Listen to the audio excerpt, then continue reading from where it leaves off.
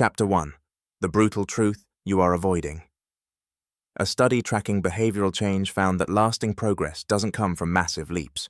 It comes from tiny, highly specific circuit breakers, repeated daily, until the old neural pathway simply starves from lack of use. The science. When a threat registers, real or perceived, your amygdala fires before your prefrontal cortex even gets the message. The signal travels faster through the emotional highway than the rational one.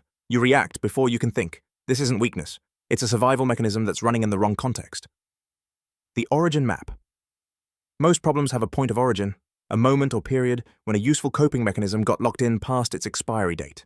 The origin map has 3 coordinates. 1. When did this pattern start? 2. What was it protecting you from then? 3. What is it costing you now? Exercises. The origin trace. Think back to when this pattern first showed up in your life. Not the recent version, the earliest version. What age were you? What was happening around you? Write down what the pattern was protecting you from at that time. You don't need to solve anything yet. Just locate the origin. The cost column.